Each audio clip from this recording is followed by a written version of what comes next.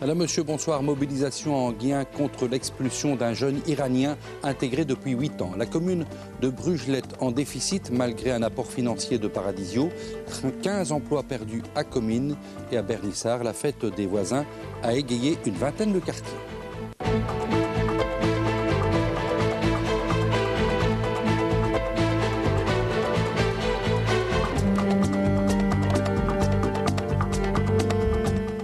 Ce midi, le collège d'Anguien a organisé une opération de soutien à Narek Talideh et sa famille menacée d'expulsion. D'origine iranienne, ils sont arrivés en Belgique il y a 8 ans et se sont parfaitement intégrés. Leur régularisation n'est pas acceptée et leur expulsion n'est donc plus qu'une question d'heures ou de jours. Cette décision, les élèves et les enseignants du collège ne la comprennent pas. Reportage Nathan Bonnier, Rudy Overton. Élève en 5e année d'électromécanique où ses résultats sont excellents, membre de l'équipe de basket, chef louveteau chez les scouts, impliqué dans différentes associations, Narek Talideh a su s'intégrer au mieux depuis son arrivée en Belgique en l'an 2000. Accompagné de son frère, de son père et de sa grand-mère, ils ont fui l'Iran pour des raisons religieuses. Et après 8 ans de procédure de régularisation, l'Office des étrangers a refusé la demande d'asile. Une décision qui choque tous ceux qui ont côtoyé Narek. Moi je trouve ça plutôt injuste vu que Narek, ça fait ici depuis le début de l'année que je suis avec lui tous les jours.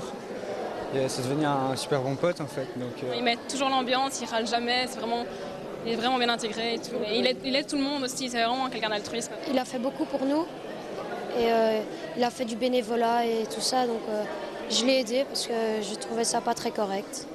Le collège Saint-Augustin s'est immédiatement impliqué pour défendre Narek et sa famille. Une pétition a également été lancée et a recueilli plus d'1 millier de signatures. Un geste qui met du baume au cœur de Narek et qui lui redonne un peu d'espoir. Je vois qu'on n'est pas seul, donc on se sent suivi, on se sent aidé. Les gens ils sont là en train de vous aider, essayer de vous aider, essayer de faire tout ce qu'ils sont capables pour moi. Donc c'est ça qui me fait le plus grand plaisir, quoi.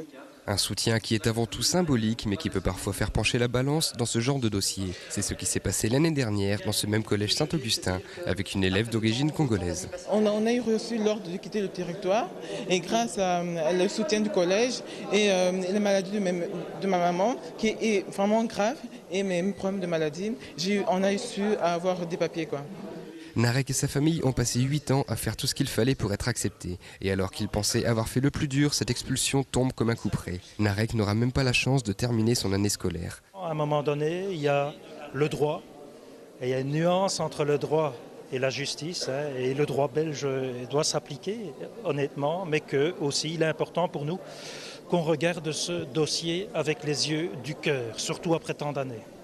Mais ce qui choque le plus dans ce dossier, au-delà de l'intégration pourtant réussie, c'est la régularisation de la grand-mère de Narek. Victime de leucémie, elle a vu sa régularisation acceptée en 2006. Ce qui fait qu'elle restera sur le territoire belge, tandis que son fils et ses petits-fils seront renvoyés en Iran, où leur confession de chrétiens orthodoxes risque de leur attirer de graves ennuis. C'est ça qui me fait le plus mal aussi, parce que c'est d'être séparé de ma grand-mère. C'est comme une deuxième mère. Après le décès de ma mère, c'est elle qui m'a grandi. J'avais 7 ans, elle m'a pris en main, elle s'est chargée de moi. C'était vraiment trop beau, donc je ne peux pas la laisser comme ça en fait. Et ça me fait mal au cœur parce que elle a été régularisée, elle était malade, elle doit rester jusqu'à la fin de ses jours ici, donc elle peut rester jusqu'à la fin de ses jours, elle peut aller à gauche ou à droite, enfin soit. Et que moi là maintenant je ne peux rien faire et que je ne peux pas rester à ses côtés, et c'est ça qui me fait mal en fait.